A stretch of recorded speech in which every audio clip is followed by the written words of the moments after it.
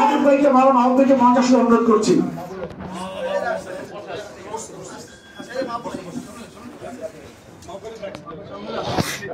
আসসালামু আলাইকুম ওয়া রাহমাতুল্লাহি ওয়া বারাকাতুহু। আউযু বিল্লাহি মিনাশ শাইতানির রাজীম। বিসমিল্লাহির রহমানির রহিম। ইযা জাআ নাসরুল্লাহি ওয়াল ফাth ওয়া রাআইতান নাসা ইয়াদখুলুনা ফি দীনিল্লাহি আফওয়াজা ফাসাব্বিহ বিহামদি রাব্বিকা ওয়াস্তাগফির ইন্নাহু কানা তাওয়াবা। সাদাকাল্লাহুল আযীম ওয়া সাদাকা রাসূলুহুন নবিয়্যুল কারীম ওয়া নাহনু আলা যালিকা মিনাশ শাহিদিনা শাকিরিন। আমাদের সকলের প্রিয় প্রতিষ্ঠান, আমাদের প্রিয় ইসলাম ধর্মের অন্যতম একটি স্তম্ভ, হজের সাথে সম্পৃক্ত হাবের সম্মানিত ওলামায়ে কেরামদের আয়োজনে এবং হাবের সম্মানিত সদস্যবৃন্দের উদ্যোগে প্রোগ্রামের সম্মানিত সভাপতি, শ্রদ্ধেয় প্রধান অতিথি, দ্বিতীয় স্বাধীনতা অর্জনের মুহূর্তে আমরা গত জুলাইয়ের 5ই আগস্ট থেকে যে সুন্দর একটা বাংলাদেশ পেয়েছি, সেই বাংলাদেশের ছাত্র এবং জনতা যারা জীবন বাজি রেখে জীবনের বিনিময়ে আমাদের এই সুন্দর বাংলাদেশ উপহার দিয়েছেন, আল্লাহ তাআলা তাদের সকলকে শাহাদাতের মর্যাদা দান করুন, জান্নাতুল ফেরদাউস নসিব করুন। আপনারা সবাই জানেন, আমরা নিশ্চয়ই আমাদের দাবির কথা বলবো, আমাদের অধিকারের কথা বলবো, কিন্তু আমার মনে হয় সব সময় আমাদের এটা মনে রাখা উচিত, যখন আমরা এই কথা বলছি, যখন আমরা এই সুন্দর আয়োজনের মধ্যে আছি, আমাদের অসংখ্য পরিবার এখনো তাদের চোখে পানি ফেলছে। আপনি এখনো ঢাকা মেডিকেলে যান, এখনো সোহরাওয়ার্দী মেডিকেলে যান, এখনো অন্যান্য প্রাইভেট মেডিকেল গুলোতে যান, গিয়ে দেখবেন প্রতিদিনই অন্তত 2 জন, 1 জন, 3 জন করে মৃত্যুবরণ করছে, শহীদ হয়ে যাচ্ছে। আমাদের এই কাফেলার সম্মানিত আমিরে জামাত ডক্টর শফিকুর রহমান সহ মহানগরীর নেতৃবৃন্দ আমরা কয়েকবার হসপিটালে যাওয়ার সুযোগ হয়েছে, চেষ্টা করেছি আমরা তাদের পাশে দাঁড়াবার জন্য, তাদের সহানুভূতি জানানোর জন্য, চিকিৎসার পাশে কিছু সহযোগিতা নিয়ে তাদের পাশে হাত বাড়ানোর জন্য। সেখানে গিয়ে আমাদের কাছে মনে হয়েছে যে আমাদের অধিকারের কথা আমাদের বলার সময় আসলে এখন এটা ঠিক, কিন্তু এই ভাইদের অধিকার, এই ভাইদের সুচিকিৎসা, এই ভাইদের পরিবারগুলোকে আরেকটু বুঝিয়ে, যে ভাইরা জীবন বাজি রেখেছেন, পুলিশ সামনে দাঁড়িয়েছেন, আপনারা দেখেছেন যে পুলিশের একটা ভিডিও ভাইরাল আছে যে স্যার আমরা একটা গুলি করি, একটাই মরে, একটাই আহত হয়, আর কেউ সেখান থেকে এই যারা জীবন বাজি রেখেছে, আমরা আজকের এই প্রোগ্রাম থেকে তাদের প্রতি শ্রদ্ধার সাথে স্মরণ করছি। আল্লাহ তাআলা তাদেরকে স্বাধীনতা যোদ্ধা হিসেবে কবুল করুন। তাদের পরিবারগুলোকে আল্লাহ তাআলা তার দয়া, নিরাপত্তা, অনুগ্রহের চাদর দিয়ে হেফাজত করে যারা চিকিৎসাধীন আছেন তাদেরকে আল্লাহ পূর্ণ সুস্থতা দিয়ে হায়াত তাইয়্যিবা করে আমাদের মাঝে তাদেরকে ফিরিয়ে দিন। সম্মানিত সুধী মণ্ডলী, প্রধান অতিথি মূল্যবান কথা রাখবেন, আমি সংক্ষেপে 2টো কথা বলে শেষ করে দিতে চাই।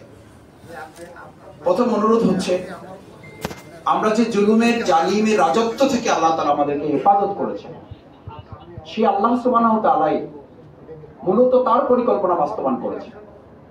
এখানে একজন লোক বুকে হাত দিয়ে এটা বলতে পারবেন না যে 5 তারিখ সকাল 10টা, 11টা, 11:30, 12টা পর্যন্ত আমরা কেউ নিশ্চিত ছিলাম না যে ওই দিনের সমস্ত সিচুয়েশন চেঞ্জ করে আল্লাহ তাআলা এরকম একটা পরিকল্পনা বাস্তবায়ন করবেন। আমরা বারবার এই কথা বলেছি, আমাদের শ্রদ্ধেয় ওলামায়ে কেরামগণ বারবার বলেছে, যত ষড়যন্ত্রই করা হোক, গোটা পৃথিবী যদি একদিকে থাকে, ওয়া মাকারু ওয়া মাকারাল্লাহ আল্লাহু খায়রুল মাকিরিন। আলহামদুলিল্লাহ, ওই দিন ছাত্র জনতা জীবন বাজি রেখেছেন, মূলত পরিকল্পনা বাস্তবায়ন করেছেন কে? আল্লাহ সুবহানাহু ওয়া তাআলা। যারা এক সারিতে বের হয়ে গেছেন এই দেশ থেকে, তারা 1 মিনিট আগেও জানতেন না তাদেরকে এই পরিণতির শিকার হতে হবে। সুতরাং আমরা যারা আছি আমাদেরকে ওটা মনে রাখতে হবে, সূরা নাসর আল্লাহ তাআলা এই বিজয় দিয়েছেন। ইযা জাআ নাসরুল্লাহি ওয়াল ফাth, এই বিজয় ছাত্র জনতা ভূমিকা রেখেছে, কিন্তু বিজয়টা এসেছে কার পক্ষে? আল্লাহর পক্ষে। সেই আল্লাহ তাআলা আমাদেরকে কিন্তু নির্দেশনা দিয়েছেন, তিনি আমাদেরকে নীতিমালাটা বুঝিয়ে দিয়েছেন।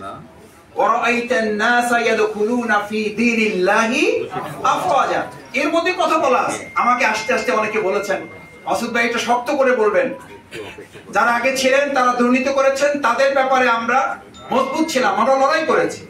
আর সাথে এটাও বলবেন, আমাকে তারা অনুরোধ করেছেন বা পরামর্শ দিয়েছেন, অনেক মুরব্বী আমাকে বলেছেন যে এখন যদি কেউ এটা করে তাহলে শক্ত হতে দমন করা হবে। ফি দীনিল্লাহি আফওয়াজা, যখন দলে দলে এরকম লোক আসবে আপনি কাফের চিহ্নিত করে তাদেরকে, জালিম চিহ্নিত করে তাদেরকে আপনি ফেস করতে পেরেছেন। এখন এই দলে দলে আসা লোকদের মধ্যে দু চারটা মুনাফিক থাকবে, তাদেরকে মোকাবেলা করাটা অত সহজ হবে না, কঠিন হবে, কিন্তু এই কাঠিন্যতাটা আমাদের মোকাবেলা করতে হবে। এই ক্ষেত্রে আপনাদের সবচেয়ে বড় কাজ হচ্ছে ঐক্যবদ্ধ ভূমিকা পালন। আজকে আমাদের ছাত্র জনতা দেখেন, সেখানে কিন্তু কোন রাজনৈতিক দলের পরিচয়ে এই দেশের এই ভূমিকা আসে না, এসেছে বৈষম্য বিরোধী ছাত্র আন্দোলন, ছাত্র জনতার আন্দোলন। সুতরাং আমরা যেন আজকে আমাদের ব্যক্তি, আমাদের রাজনৈতিক সংগঠন, দল, এই চিন্তার ঊর্ধ্বে উঠে আমরা ইসলাম এবং দেশকে যেন প্রাধান্য দিতে পারি, তাহলে যত দুর্বল অথবা যত সবল, জালিম, মুনাফিক, স্বৈরাচারী, ফ্যাসিস্ট যারাই থাকুক, তাদের মোকাবেলা করা আমাদের জন্য আগামী দিনে কোনো কঠিন কাজ হবে না।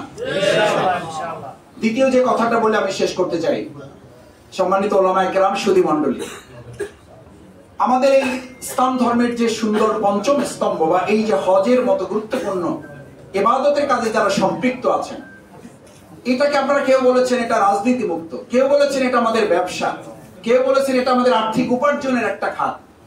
যে ভাষাই আপনি বলেন, আমার কাছে মনে হয়েছে আমি এক দুইবার যতটুকু আল্লাহ তাআলা তৌফিক দিয়েছেন যাওয়ার, যাদের সাথে গিয়েছি, আমি তাদের মুখে কাউকে এই কথা বলতে শুনি নাই। তারা প্রত্যেকে বলেছেন এটা আমাদের একটা খেদমত, এটা আমাদের একটা খেদমত, এবং এটা সাদাকায়ে জারিয়ার অংশ হিসেবে করি। আল্লাহ তাআলা এর উসিলায় যতটুকু দুনিয়ায় সফলতা দেন, যতটুকু দুনিয়াবি আর্থিক উপার্জন হয়, এটা নিতান্তই আমাদের একটা অতিরিক্ত অর্জন। মূলত টার্গেট হচ্ছে এটার মধ্য দিয়ে আমরা হজের সাথে সম্পৃক্ত যারা আল্লাহর মেহমান, তাদেরকে সন্তুষ্ট করে, তাদেরকে সেবা দিয়ে আল্লাহর সন্তুষ্টি, আল্লাহর রাজি খুশি অর্জন করাটাই আমাদের মূল লক্ষ্য। আল্লাহ যদি রাজি হয়ে যায়, আল্লাহ যদি আপনার প্রতি সন্তুষ্ট হয়ে যায়, আল্লাহ যদি আপনার প্রতি খুশি হয়ে যায়, আল্লাহ যদি আপনার জন্য বরাদ্দ হয়ে যায়, তাহলে পৃথিবীতে আর কে কি দিল, কি কি পেলাম না, তাতে একজন ইমানদারের কিছুই যায় আসে না।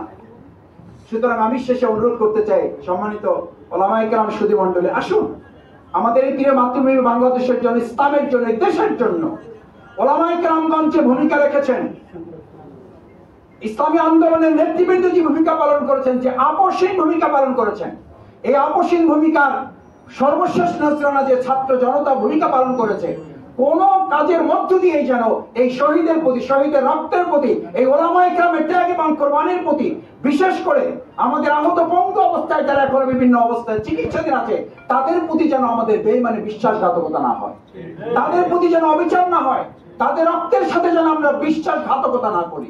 আর একই সাথে আমাদের মধ্য থেকেও যারা আছেন, অন্যায়কে অন্যায় বলতে পারার সাহস নিয়ে তো আমরা 17 বছর লড়াই করতে পেরেছি, এখন আমরা পারবো না?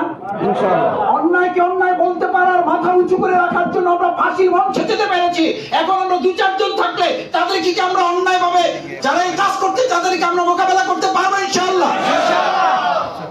যদি পারেন, আমি আপনাদেরকে আশ্বস্ত করছি, এদেশের ইসলামপন্থী ওলামায়ে হকপন্থীগণ, বাংলাদেশ জামাত ইসলামী সহ আমাদের শ্রদ্ধা অন্যান্য ইসলামী আন্দোলনের নেতৃবৃন্দ যারা আছেন, আপনাদের পাশে থেকে সমস্ত ইতিবাচক কল্যাণকর কাজগুলো পরিচালনায় আগেও আমরা ছিলাম, এখনো আছি, ভবিষ্যতেও আপনাদের সাথে থেকে এই সমগ্র ইতিবাচক কল্যাণকর কাজগুলো পরিচালনায় আমরা আপনাদের সাথে থেকে ভূমিকা পালন করব ইনশাআল্লাহ।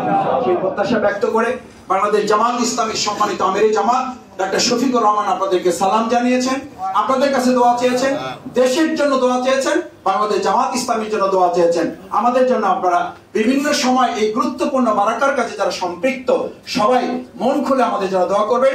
দেশের জন্য, ইসলামের জন্য, আল্লাহর জমিন, আল্লাহর দ্বীন বিজয় না হওয়া পর্যন্ত প্রকৃত বিজয় ইমানদারদের আসে নাই, সেই পর্যন্ত যেন আমরা কাজ করে যেতে পারি। আল্লাহ আমাদের তৌফিক দান করুন। সুবহানাকাল্লাহুম্মা ওয়া বিহামদিকা আশহাদু আল্লা ইলাহা ইল্লা আনতা আস্তাগফিরুকা ওয়া আতুবু ইলাইক। আসসালামু আলাইকুম ওয়া রাহমাতুল্লাহি ওয়া বারাকাতুহু।